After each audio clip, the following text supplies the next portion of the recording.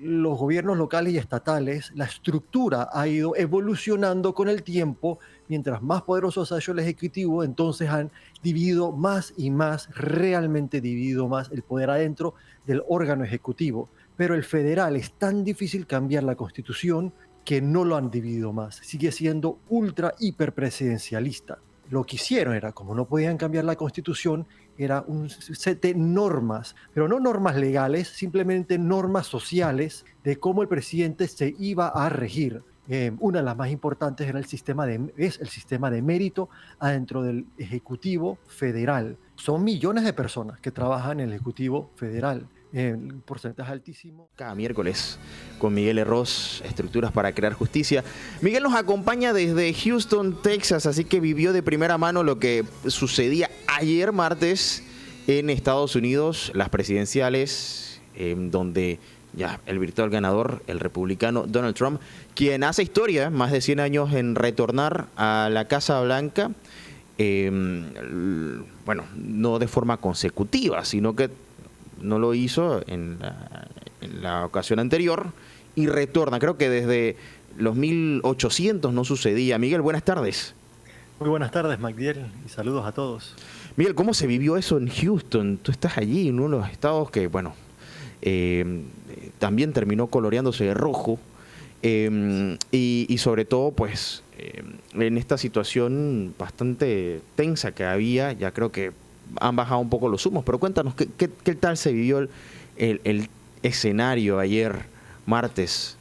Bueno, Texas siempre ha sido en mayoría republicana, roja, como tú dijiste.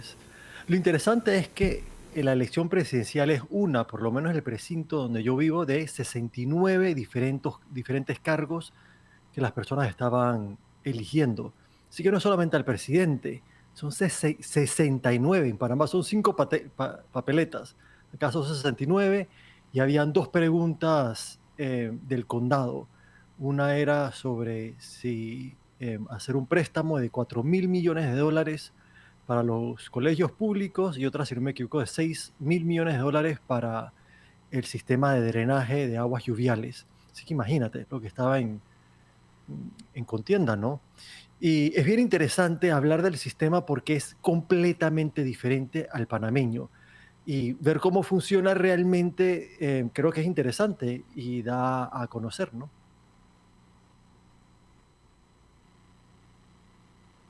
Ahora, Miguel, eso que me estás comentando, pues seguramente a muchos les va a causar, bueno, sabemos que el sistema no es igual que el nuestro, ¿no? Porque allá el sistema de elección es indirecto, no se escoge de la misma manera. Aquí sabemos quién gana con el conteo total de los votos y el que recibe más votos, pues es el virtual ganador, que es como lo hemos entendido, lo que nos hace lógica. En Estados Unidos no pasa así. Entonces, aunque ya pasaron las elecciones, valdría la pena también entenderlo un poco para saber cómo es que se elige al presidente y por qué este número del 270 termina siendo el número clave para entender quién gana y quién pierde.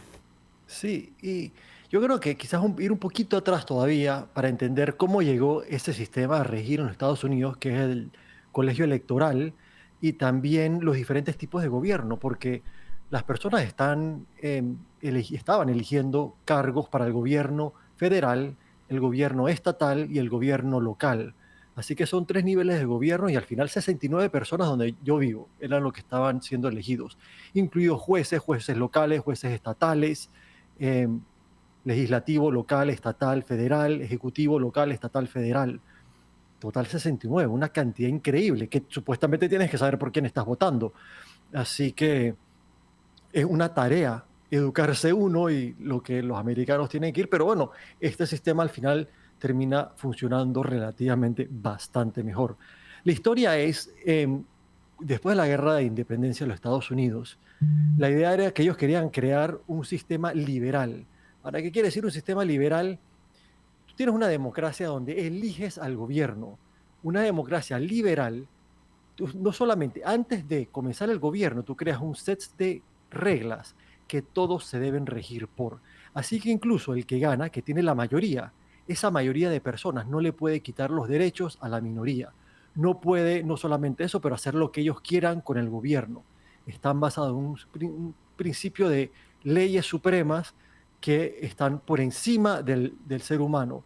Entonces está el gobierno democrático y liberal, que es más parecido a lo que tenemos en Panamá, que el que gana tiene control completo del gobierno y al tener completo control del gobierno, pues lo puede usar más para beneficiar a su grupo y en detrimento en general de los grupos minoritarios. Así que esas son las diferencias. Así que ellos querían crear un gobierno liberal en general. Pero la pregunta era, entonces, ¿tú cómo haces para el gobierno federal y crear un sistema relativamente iliberal? Así que tú estás tus metas, cómo tú quieres que las personas se comporten, pero no solamente tienes eso, tienes el sistema gubernamental, qué tipo de gobierno auspicia, qué tipo de gobierno, los incentivos que crea. Así que tú cuando le das al presidente, por ejemplo, como hemos hablado tantas veces antes, control casi limitado de poner y quitar a las personas, de controlar las finanzas de otros, bueno, ya entonces es casi como un rey, tiene esos poderes. Es iliberal porque al que tú elijas va a tener demasiado poder. Ahora, James Madison, cuando hace la Constitución Federal, él era liberal, pero él defiende este sistema federal que es el Ejecutivo tiene mucho poder con el que es un gobierno federal que realmente no tiene tanto poder sobre las vidas de las personas. Van a ser los gobiernos estatales los que van a tener ese poder. Ese es un punto. Y el segundo punto que dice, es un estado tan grande, con tantos grupos distintos, tan divididos entre los diferentes estados, especialmente en esa época, que era muy difícil que un grupo de idea o de interés compuesto de miles de personas separadas por tantas distancias en tantos diferentes estados se puedan correlacionar, se puedan organizar y hacer realidad sus intereses como un conjunto. Así que como van a estar tan divididos y tras eso no va a tener tanto poder, está bien que el gobierno que tenga un presidente extremadamente poderoso, que pueda dictar, si quisiera, con mano dura. Y bueno, el problema que habían venido teniendo los americanos es que en el primer gobierno federal nadie le escuchaba, los estados estaban haciendo lo que daba la gana, tenía muy poquito poder sobre cómo se comportaban los estados en lo que venía con la economía interna de los Estados Unidos y con lo que eran los tratados y las guerras o la milicia exterior. No había control, cada estado estaba haciendo lo que quería. Así que pensó este sistema para realmente unir económicamente y militarmente a los distintos estados en una unión que realmente iba a funcionar. Así que ahí viene el armazón, pero tenían un gran problema. Los estados, habían realmente dos grandes, quizás un tema, y en este tema era la esclavitud, donde habían dos grandes grupos. Estaban los estados del sur, que tenían sus esclavos y querían que continuara el sistema de esclavitud, y estaban los del norte. Ahora el problema era este.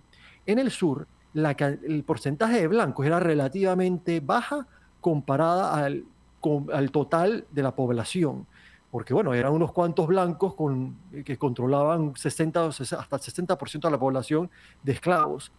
Y numeral, los blancos, eso eran muchos menos en total que los blancos en el norte. Así que en cualquier sistema electoral donde el voto, el que vota, cuentan los votos y el que más votos tiene gana, siempre iban a ser los del norte los que ganaban. Así que inventaron lo que se llama el Three-Fifths Compromise, que sería como decir, transigir en 3/5. Transigieron que iban a crear un sistema electoral donde las personas no votan por el presidente, votan por electores, y estos electores son los que eligen al presidente. Así que, pero de nuevo, si tú eliges electores por cantidad de votantes, los del sur iban a tener mucho menos personas. Así que hicieron que los esclavos, aquellos de descendencia africana, contaran como 3/5 de personas para ver cuántos electores le tocaba a cada estado. Así que los del sur, y que eran estados con más población, pero gran porcentaje de la población eran esclavos, bueno, los esclavos iban a contar por 3/5 de personas cada esclavo. Y cuando hicieron así, era parecido el número de personas. Y bueno, aunque el sur tenía una ventaja en ese punto, pero bueno, crearon este sistema para que los del sur se metieran y fueran parte de la Unión, porque si uno creaba este sistema, nunca iban a aceptar la nueva Unión. Ellos querían tener para el presidente una posibilidad de ganar, y este fue el sistema que crearon. Ahora, han cambiado ciertas cosas, como ya no hay esclavos en los Estados Unidos, pero este sistema de cómo se elige al presidente ha quedado en la Constitución. Así que hoy uno no vota por el presidente, uno vota por un elector que va a votar por el presidente. Así que realmente tú no tienes que ganar la mayoría del voto popular, tú tienes que simplemente en ciertos estados ganar. Así que en California tú puedes ganar por 75%, es irrelevante, tú ganes por 1%, por 100%, te llevas todos los electores de ese estado. Así que en Texas es 55% es republicano, pero bueno, quien gane se lleva todos los electores de Texas, cuanto les toca a Texas. Y así vamos. Y siempre hay unos 5 o 6 estados que realmente están en contención. Y el resto, olvídate, ya sabes quién van a ganar. Y se concentran el dinero, la propaganda y su tiempo en esos estados. Así que ese es el sistema presidencial de los Estados Unidos. Así que número uno, tiene mucho poder, parecido a Panamá, que puede poner y quitar a jueces. Bueno, poner a jueces no lo puede quitar, así que en ese sentido es un poco mejor. Bueno, Panamá no los quita, pero no son de por vida, así que dependen del Ejecutivo para que los renombren en un futuro. Y pone al fiscal en Panamá, allá también pone al fiscal, así que son lo que nosotros llamamos hiperpresidencialismo, ellos llaman el ejecutivo unitario, tiene mucho poder, pero en realidad, adentro de la vida de las personas y el gobierno, lo que te gobierna del día a día a los americanos, tiene muy poquito poder directo el presidente de los Estados Unidos. Que aquí ejemplo, sería bueno de repente entrar un poco a ahondar en la figura, porque, claro, al final debe existir un contrapeso para que no sea un dictador totalitario el que llegue y haga como le da la gana, porque si no existe un contrapeso, ¿quién lo frena? Entonces, hablemos de eso. Creo que en eso ibas a centrarte en los siguientes minutos, ¿no? A eso iba. ¿Cuál es el contrapeso que existe en los Estados Unidos? Que ese fue uno de los contrapesos que dijo James Madison. Es los estados. El 98% de las causas civiles y ¿cómo es que se dice? Se me fue el santo al cielo, últimamente me pasa esto. Cuando tienes un caso que te pueden meter preso, no judicial. Es civil, sí, bueno, judicial, pero bueno, que te pueden meter preso cuando no es civil, pero 98% son bajo las leyes y los sistemas judiciales estatales. Así que no tiene nada que ver con el federal. El federal realmente se mete muy poquito en la vida de las personas. Así que es un contrapeso grande. No importa que se vuelva muy loco el presidente, por ejemplo, bueno, al final realmente lo que te rige la vida para sacar un permiso, para, digamos, en Texas, que estaban hablando sobre, en mi condado, más dinero para el sistema de pluvial. Bueno, eso es decisiones estatales o incluso locales, como era esa, y bueno, no tiene nada que ver con lo que quiera hacer el presidente. No dependemos de él para nuestra propia vida y mejorar el sistema pluvial en la ciudad de Houston, por ejemplo, que es demócrata, que pudiera ser que, bueno, si es el presidente y es republicano, nosotros somos demócratas, nos quitan el dinero, pero no nos pueden quitar nada porque es nuestro propio dinero y nosotros mismos votamos por él, lo pagamos y nuestra gente, los que nosotros votamos por, son los que están encargados de eso. Así que ese es un aspecto. El segundo aspecto, ahí sí hay mucho más problema, que es que la presidencia de los Estados Unidos tiene mucho poder adentro del sistema federal, que en general tiene poco poder en las vidas de las personas, pero de todas maneras afecta. Así que, por ejemplo, está el FBI y está el sistema de los fiscales federales. Bueno, en general no toman mucho, si son cosas, digamos, de droga interestatal o de conflictos entre compañías grandes interestatales, ni siquiera en eso, pero puede ser cosas así. O alguien que ha roto una ley que realmente tiene que ver con el intercambio de bienes o que afecta el bienestar del gobierno, del país entero. Entonces va a los juzgados federales, pero es muy poquito. Así que bueno, pero uno quiere que funcione bien de todas maneras. Y la relación económica de todo el país, uno quiere que funcione bien. Y en eso el presidente sí tiene mucho poder, el presidente de la nación, incluido la relación con otros países. Así que es una realidad. pero hay que enfocarse en que no están votando por una figura todopoderosa.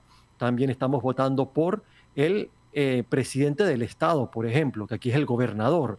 De los que estaban votando aquí eran como 22 jueces, muchos locales y unos cuantos estatales que estaban votando. Por el legislativo, también federal, estatal, que es muy importante, y el local incluso, que tienen mucho poder. Literalmente, la ciudad de Houston, el budget, las finanzas son mayores a la de Panamá entera, y esta es la ciudad de Houston nada más, para que se pongan a ver, pues una ciudad de 3 millones casi 3 millones de personas. Pero, o sea, tiene mucho poder en nuestra vida, las calles, los colegios, todo es local. El sistema pluvial, agua potable, electricidad, es estatal, local. Eh, Gran porcentaje de las decisiones si quieres abrir un negocio, bueno, ciertas cosas tienes que hacerlo en el estatal, pero realmente lo haces, cuando estás viendo es la mayoría son puestos locales o organizaciones de gobierno local, donde tú vas y firmas, quizás pueden ser leyes estatales, pero de todas maneras con el que tú estás el día al día interactuando es alguien que está bajo el gobierno local, no ni siquiera estatal. Así que en ese sentido, crean un sistema que puede ser que tú estés con o contra Trump, y bueno, todo el enfoque nacional va a estar en eso, porque los periódicos nacionales no van a estar interesados en qué está pasando en Houston, a menos que sea algo muy, muy importante. Es algo que une a todo el mundo por interés, es el gobierno federal. Así que vamos a estar muy bombardeados por cada palabra que diga Trump, pero al final del día, bueno, quizás en la macroeconomía sí va a tener un impacto. Si pone aranceles enormes, 25%, tarde o temprano va a crear inflación, por ejemplo, y eso va a ser negativo para el país. También quiere eliminar o reducir drásticamente los impuestos para las personas más ricas y las compañías más ricas. Bueno, el dinero tiene que salir de una parte, así que no la pagan ellos, la tendrá que pagar la clase media. Y ciertas cosas que sí te afectan. Pero en general no, la libertad de Panamá, de los ciudadanos americanos no va a estar en tela de juicio, está bien resguardada. Y nada más son 4 años, que te guste o no Trump, lo hará bien en tu forma de pensar o no, pero al final del día no va a ser el gran impacto. Ahora, me gustaría conversar de esto un poco más a fondo, Miguel, y sobre todo porque tú has estudiado bastante el tema de la estructura constitucional y cómo esto, pese a lo que pareciera, ¿no?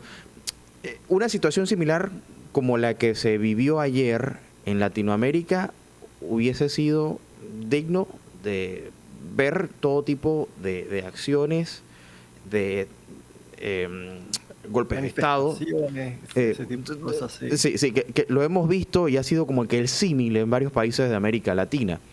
En Estados Unidos, salvo que yo esté equivocado, no se ha visto tal cosa. Más bien, la historia es diferente, porque lo que se ha escuchado, por lo menos en el último siglo XX, fue la amplia influencia que tuvo Estados Unidos o injerencia en los gobiernos latinoamericanos. No obstante, claro que pasó por pandemia, claro que pasó por depresión, claro que pasó por conflictos, participaron en ambas guerras, primera y segunda, pero guerras mundiales, pero no ha habido quizás ese debilitamiento institucional que se ha notado en América Latina. Y ojo, puede ser percepción mía, no soy experto, yo quiero hacer la aclaración, no soy experto en historia norteamericana, pero tú que lo has estudiado un poco más a fondo, pudiéramos hablar, porque eso que acabaste de mencionar hace un poco, Miguel, sobre el tema de que hay que estar, entre comillas, tranquilos en cuanto a la estabilidad política, no es algo que pudiéramos escuchar. Y lo quiero recalcar porque en 2020, cuando ocurre el incidente al Capitolio, claro que eso fue una cuestión inédita, incluso para los Estados Unidos, no necesariamente significó en una debilidad en todas sus estructuras. Creo que, pues, salvo lo que pasó en Washington, el resto de las instituciones siguieron marchando con cierta, claro, una situación inédita, vuelvo y lo digo, pero no quiere decir que se paralizó el país por eso, cosa que en otras partes, incluyendo Panamá, lo más mínimo, o sea, una lluvia nos paraliza. Pero bueno, tengo que irme al cambio, Miguel.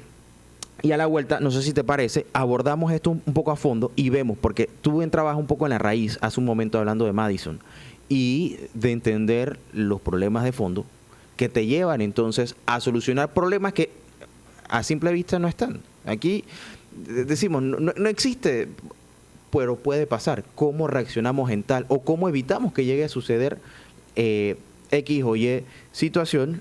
Y adelantándonos un poquito el tiempo. Pero bueno, hay mucho que aprender de eso, así que definitivamente cuando regresamos del cambio hablamos de ese tema y para entender por qué no tenemos este problema acá en Panamá y no en los Estados Unidos, no tanto por lo menos, pero bueno, hablemos del tema después.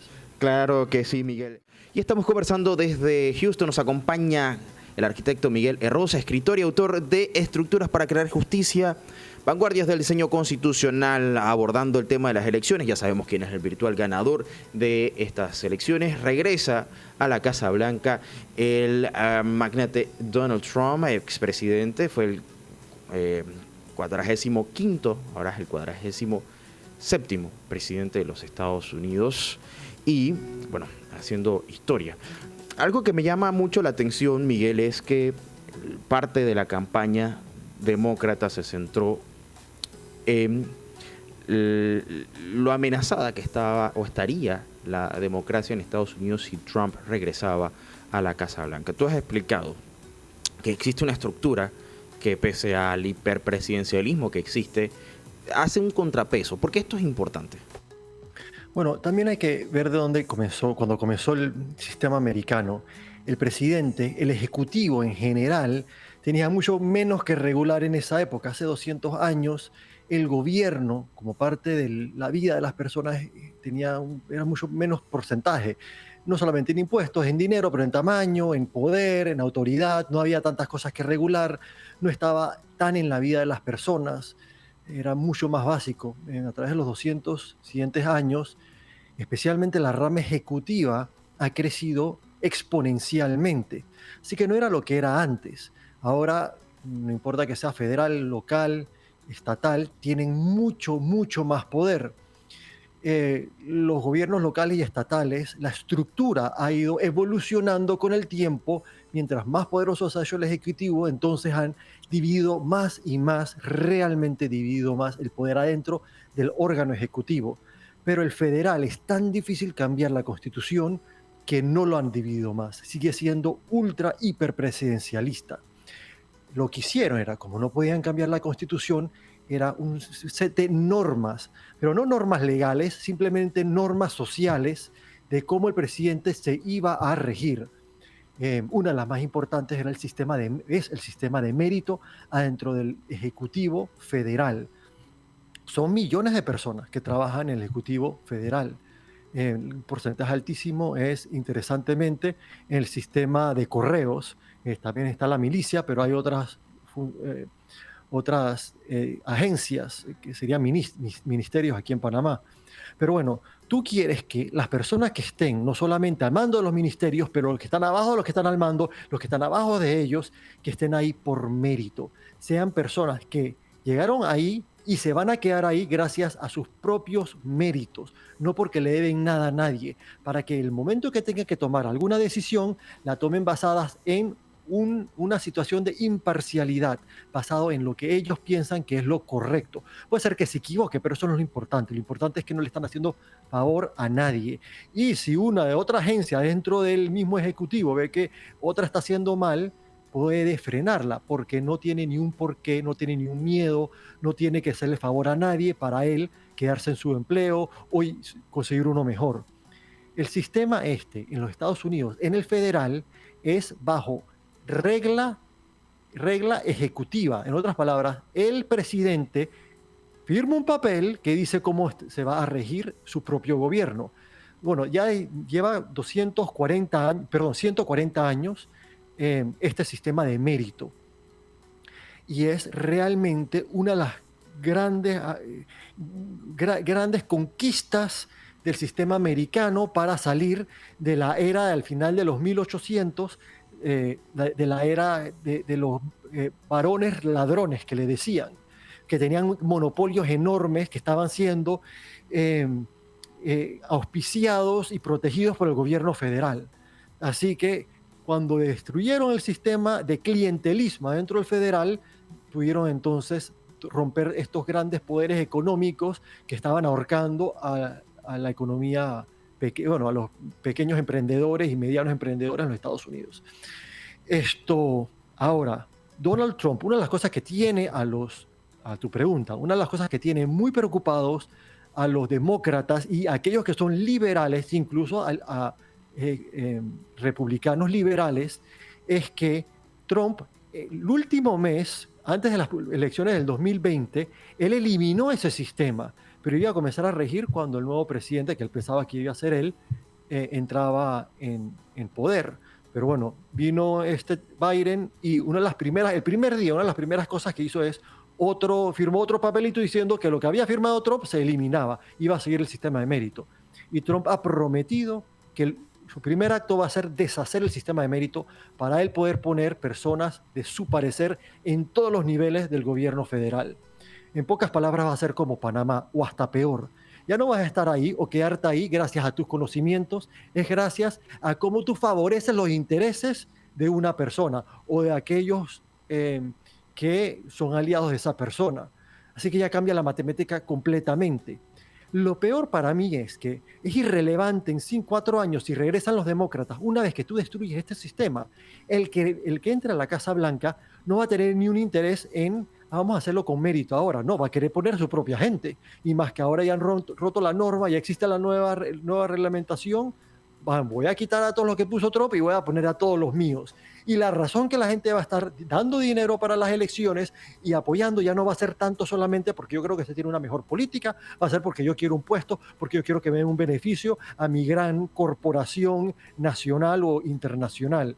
Y vamos a terminar en grandes problemas. Así que es una de las cosas. Realmente lo tira, la democracia se va a caer. No, la democracia de Estados Unidos no se va a caer, pero va a ser más parecido a Panamá en ese aspecto, especialmente en lo federal. Lo local y lo estatal todavía no tiene nada que ver con eso, pero bueno, de ahí comienza, le gusta a ellos, después se copian en los estados y así es como al final perdieron la democracia en Venezuela y como la están perdiendo, lo poco que les quedaba en México, ya están a punto de perderla. Es una mordisca acá, otra mordisca acá, y esta no es una mordisquita, este es un buen trozo que se están llevando de lo que hace estable al sistema federal. Y con ello no hay por qué no. Si les gusta cómo le va y ve que sacan beneficios y han roto la norma, pronto comienzan a cambiar el mismo sistema en los estados y después en lo local y quedamos en Banana Republic. Palabra clave que tú has mencionado y es meritocracia. ¿Qué tan importante es la meritocracia y cómo la entendemos? Porque ¿quién realmente merece el mérito? ¿Quién determina? ¿Quién pone la norma? ¿Quién pone la regla? Vamos. Buena pregunta esa. Sí, porque... ¿Cómo funciona? Sí, porque es importante hablar de ese tema. Claro, porque yo puedo decir, bueno, tú tienes el mérito porque tienes la experiencia, o tú tienes el mérito porque tienes los estudios. Pero ya esa es una regla donde quien decide no es un político. Ahí es donde voy, claro. Imparcial y separado. Y número 2, es bajo reglas de los exámenes y todo lo más que se aplique igual a todo el mundo.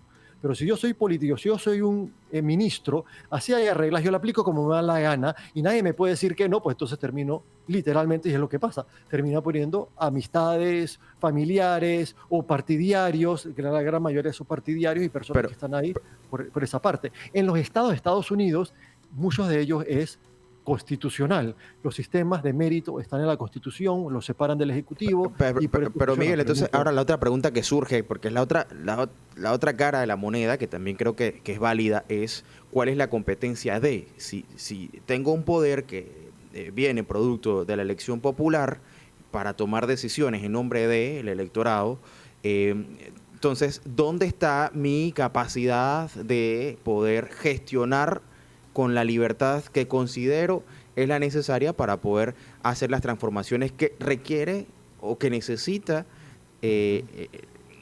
la situación, el momento, el sistema con respecto a lo que se ha estado haciendo?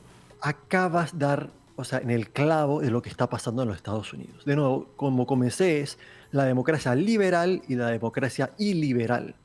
Así que la liberal es, incluso si lo que no me gusta que está haciendo mi vecino, me cae mal lo que está haciendo mi vecino, se pintó el cabello de morado y me cae bien mal. Yo no tengo ninguna manera en un sistema liberal decir cómo él se puede pintar su cabello. Así yo esté en mayoría, yo me puedo pintar mi cabello azul, pero cuando él se lo pone de morado sí me molesta. No hay manera en un sistema bien estructurado, liberal, que yo pueda decirle a él, hey, yo no quiero que tú tengas abortos, o yo no quiero que tú tengas verdadera libertad de expresión, que yo pueda mentir todo lo que me da la gana, pero el día que tú tienes un periódico o un canal de noticias que no me gusta lo que está diciendo, yo sí te lo puedo parar. No, no puedes hacer eso, no tienes adentro de la estructura las herramientas necesarias para hacer ese querer realidad, un sistema liberal, pero también es una forma de pensar, que yo no quiero vivir en un sistema que es así. Lo que ha pasado en los Estados Unidos es que una parte grande de la población se siente que están perdiendo su identidad. En gran parte de ello es cultural y étnica. Se sienten que están siendo atacados y gran parte de la razón es porque estamos viviendo en un sistema liberal, donde estas nuevas minorías que vienen pueden hacer como les gusta, incluso pueden venir adentro de los Estados Unidos. Entonces, si el sistema liberal tú sientes que tú como mayoría o como grupo no puedes adentro del sistema hacer lo que te da la gana y arremeterte contra los que se están pintando el cabello de morado, dices, ¿sabes qué? Quizás este sistema no es el sistema que yo quiero. Vamos a hacer un sistema, me está gustando la idea de un sistema donde yo pueda hacer lo que me da la gana. Yo me pinto mi cabello de azul, pero cuando yo vea a este inmigrante o este de otra ciudad o lo que sea, que se la pinta de morada, lo puedo obligar a que se la pinte o no se la pinto de azul. Bueno, eso es más o menos lo que está pasando con la religión, con la cultura, que es semifalso, pero bueno, ellos se lo creen, y con la etnia, que está cambiando en los Estados Unidos. Se sienten que están siendo avasallados y la manera que están reaccionando en un parte importante, especialmente adentro de aquellos que corren ¿cómo se dice? El Partido Republicano, es, bueno, vamos a comenzar a ver cómo cambiamos esto para que ya no sea un sistema 100% liberal. Y por eso Donald Trump, la única persona que en los debates él nombró fue a Orbán, que es el semidictador en Hungría, que ha destruido el sistema liberal en Hungría. Ya tú no puedes tener una estación de radio independiente, tú no puedes decir lo que te da la gana. A ver, después que digas lo que él quiere que digas, estás bien, pues. En Hungría el judicial es completamente parte del ejecutivo. No tienen independencia alguna. No hay justicia real. La han perdido. Es un país que está decayendo, cayendo en la corrupción. Pero les gusta, usan ese sistema porque ellos ven que es un sistema ultra religioso ahora. No solamente ultra religioso cristiano, pero que ha expulsado a los inmigrantes que no se parecen a ellos. Y tras eso, también en las guerras culturales, esta idea de qué color tú te pintas el cabello, también, entonces, si tú te pintas el cabello del color equivocado, tus hijos no pueden ir al colegio público. Este tipo de cosas están pasando en Hungría. Y les arrebata, los motiva. Y por eso Trump usó a Orbán de ejemplo. Y bueno, eso es lo que digo. Ahora mismo comienzan con la meritocracia para poder ya las decisiones dentro del Ejecutivo Federal que no se basen en lo que la ley dice, sino en miedo y en esas cosas y en clientelismo. Pero de ahí, ese es el primer dominó, pero no va a ser el último a menos que algo pase. Y en los próximos 4 años estamos bien, pero hay que ver cómo evoluciona eso. Si vemos que de repente hay una corrupción increíble, pero una de las razones que uno puede saber que hay corrupciones si hay medios de comunicación libres que la gente cree en ellos, pero el gran parte del trabajo que han hecho es quitarle credibilidad a los medios imparciales para exactamente eso, para entonces ellos poder crear más miedo, que la gente no vea lo que están haciendo, lo negativo de lo que están haciendo, también hacen cosas positivas. Pero bueno, ya llegamos. Ahora, hay una dinámica bien interesante en todo esto y es que no necesariamente porque ha funcionado todo este tiempo la gente va a estar conforme. Siempre va a haber un punto en donde se va a recurrir vamos, y creo que tú has mencionado la analogía de Jasón y los argonautas. En algún momento estoy seguro que Jasón, atado al mástil, quería que lo desataran. Y es porque quizás la misma naturaleza te lleva a quizás a quitar esos contrapesos porque sientes que es lo correcto. Y después que te desatan, para que tú puedas hacer lo que te da la gana, no hay quien te desate, quien te ate de nuevo, perdón. Y no solamente eso, bueno, quitan a ese líder y ponen a otro, ese tampoco va a querer que lo aten, ya no nadie está atado. Ese es el problema, lo que está pasando en México, lo que pasó en Venezuela, lo que pasó en Nicaragua. Hay que tener cuidado. Es una cosita, eso no va a hacer mucha diferencia. Otra cosita, eso no va a hacer mucha diferencia. Cuando hablan del miedo de perder la democracia en los Estados Unidos, no es que Trump, porque Trump está ahí, él va a hacer que este movimiento que está atrás de él y la forma de ver el mundo y lo que está pasando en los Estados Unidos y cómo se tienen que proteger. El problema es la democracia liberal, la solución es la democracia iliberal, como Orbán en Hungría. O Panamá, pues. Panamá es una democracia iliberal. Ese es el ejemplo que ellos quieren seguir, que ya no haya mérito, sea por razones políticas, el cristianismo tenga mucho más auge adentro de las decisiones. Digamos, más restricciones, más normas a seguir, menos... bueno, arbitrarias, porque puede ser de forma arbitraria, normas, claro. Como me da la gana, sí, no importa lo que diga. Sí, totalmente, pero las decisiones entonces que se están tomando van, digamos, van con un consentimiento, sí, pero quizás sin ese análisis necesario para entender cuáles podrían ser las posibles consecuencias en caso de que todo salga mal. O sea, aquí nos encontramos con que lo que queremos es esto, pero nos olvidamos del daño colateral. Y eso es, ¿no? Que realmente están siendo, bueno, son cosas que realmente molestan, que de repente a tu país entre 10 millones de personas. ¿Qué locura es esa? A todo el mundo le molesta y le debería molestar, eso no está bien. Que a lo loco personas sin permiso entren a su país, o bueno, con sin mi permiso, porque llegaron de Venezuela y le dan los permisos enseguida para el juicio, quién sabe cuánto. Eso ha molestado increíblemente, esa es otra de las razones.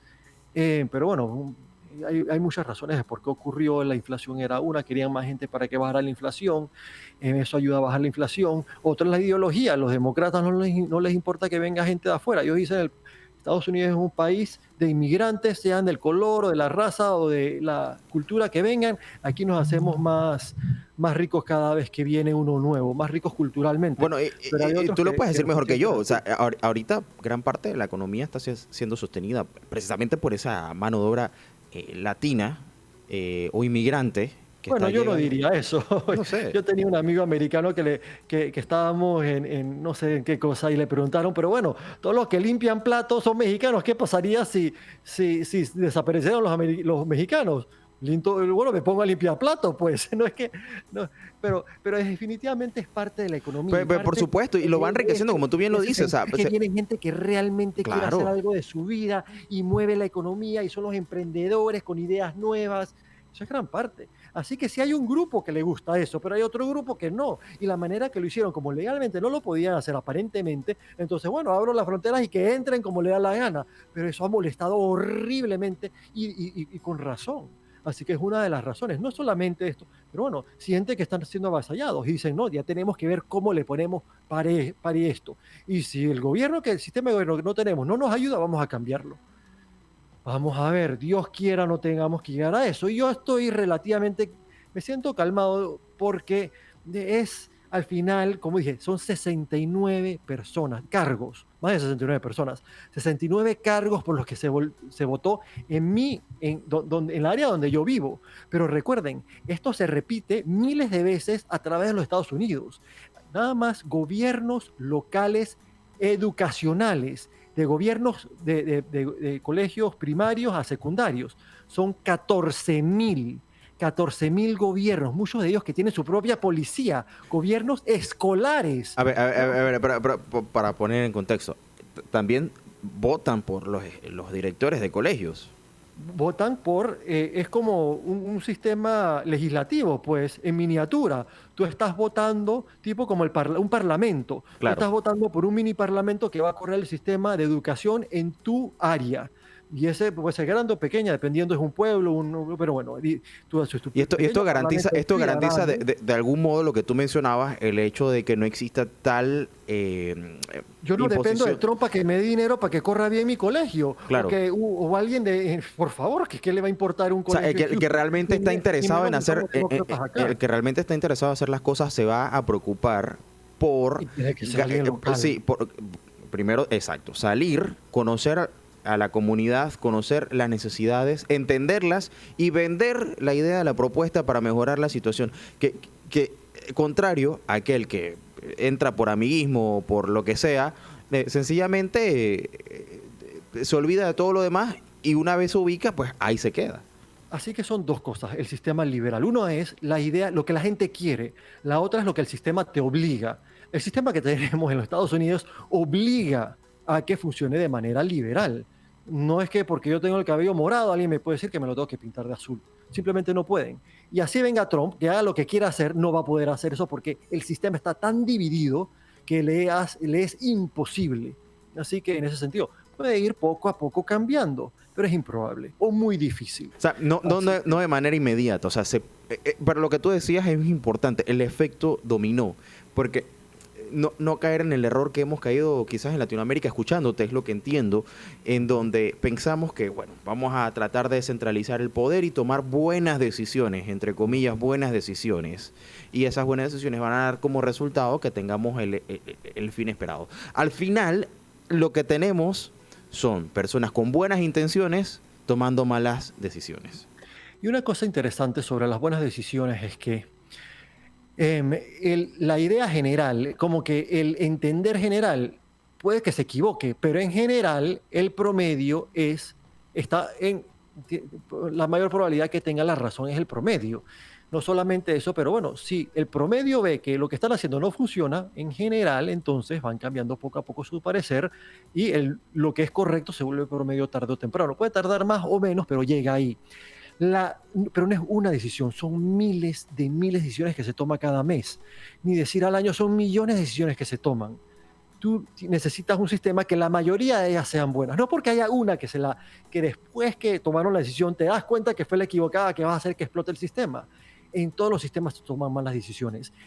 El punto es que la mayoría se tomen bien. Y en el momento que una mal se tome, que sea posible cambiar rumbo relativamente fácil, así sea lento.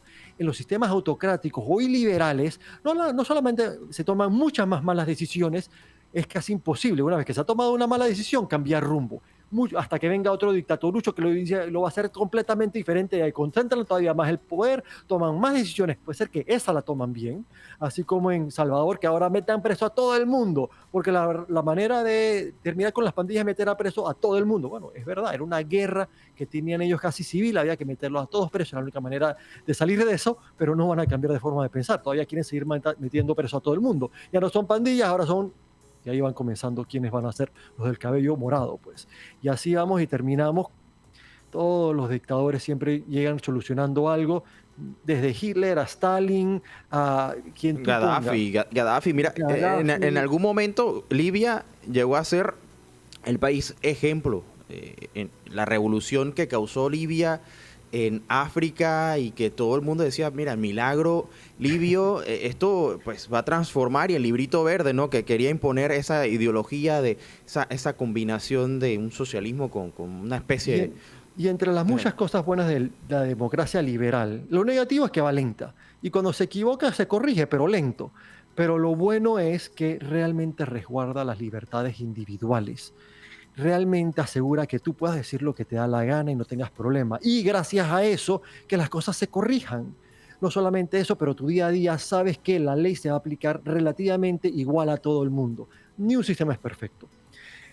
Y por eso yo soy el fiel creyente que debemos coger ese rumbo en Panamá, ver cómo estructurarlo, no solamente nuestra idea, que queremos que el sistema sea así, queremos elegir a gente que piensa así, pero también realmente tenemos que comenzar a pensar en cómo creamos una estructura donde no les quede otra de actuar correctamente, de no quitarnos o eliminar malos intereses y crear buenos intereses, eliminar conflictos de intereses, crear buenos Ah, incentivos. ¿Cómo se hace eso? a No ver, basándose a en ver. personas, pero en cómo se toman las decisiones. ¿Quién las A ver, toma? Miguel, a ver si podemos entenderlo de la forma en la que lo estás planteando. Aquí muchas veces yo he visto que la discusión se centra en quieren robarnos, quieren hacer las cosas mal y nuestra esperanza descansa en que lleguen buenas personas y que hagan las cosas bien.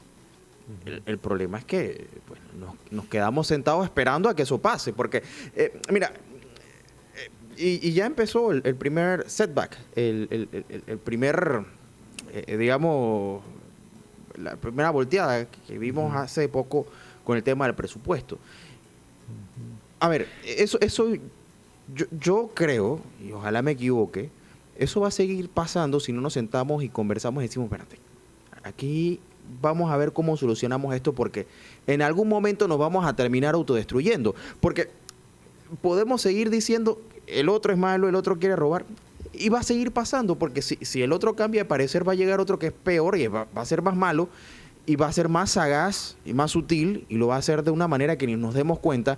Pero hasta que no nos sentemos, como tú mencionas, Miguel, y empecemos a reflexionar cómo hacemos para limitarnos, para crear esos contrapesos, para que el día de mañana yo pueda decir, mira, yo estoy en este puesto, pero a mí la Constitución me dice que no puedo, no tengo esa Bueno, competencia. no es que la Constitución dice que no puedes, porque nuestra Constitución dice que no puedes, pero no solamente es que No, realmente no no, puedes. pero exacto, pero que digamos que el mismo Entonces, sistema esté estructurado de tal forma que yo... se nos acaba el tiempo, pero Sí. déjame darte un ejemplo rapidito. Digamos, en el estado de Nueva York, el presupuesto es un ente separado el que dice cuánto dinero va a poder sacar el gobierno el próximo año. No es el legislativo ni el ejecutivo directamente. Y ese número que él da, tienen que hacer la ley que no pueda sumar lo que se están gastando más al número que van a poder recaudar. Punto. No es que el mismo el legislativo, ejecutivo dice cuánto dinero van a poder recaudar, porque dicen el número que les convenga y nunca pegamos con el número ese y siempre nos falta dinero. Esa es la diferencia, que no lo puedan hacer porque es otro el que dice y ese no depende de los otros, así que es completamente imparcial. Y sobre lo de Trump, honestamente quizás hoy en día sí necesitamos mano dura en ciertas cosas en los Estados Unidos y quizás él la va a poner. Ni un humano es perfecto. Kamala Harris no iba a ser perfecta, ella tenía sus debilidades y sus fuerzas, igual Trump. Así que en estos años yo estoy seguro que nos van a bombardear y meter todo tipo de miedo con Trump, pero realmente yo estoy convencido de que el sistema americano se va a mantener libre y no solamente eso, Trump al final, aunque él es de ese carácter que lo que se le ocurre en la mente lo dice, al final no lo va a hacer tan mal como aparenta. Y con un poquito de suerte realmente tiene el interés de su país en su corazón y vamos para adelante, ¿no? Bueno, lo que sí es cierto es que nos queda mucho que esperar de lo que se viene y cómo eso va a incidir en la política latinoamericana, sobre todo en nuestro país, donde sabemos que hay harta influencia histórica, la ha habido, de la política exterior de Estados Unidos para saber cómo manejarnos, nuestro principal socio comercial. Compartimos Libre prácticamente comercio. la historia republicana con Estados Unidos. Antes y después de la entrega del canal. Así que va a ser muy interesante ver cómo esto se desarrolla y sobre todo aprender de las cosas buenas y ver cómo implementamos eso para que también podamos soñar con un país libre de la amenaza a la corrupción. Y no solamente soñar, pero crearlo, Crearlo, por supuesto. armarlo. Bueno, Miguel, tenemos que dejarlo hasta acá. Muchísimas gracias. El próximo miércoles nos veremos aquí en más de Estructuras para Crear Justicia. Fuerte abrazo hasta Houston. Nosotros nos vamos a nuestro siguiente cambio.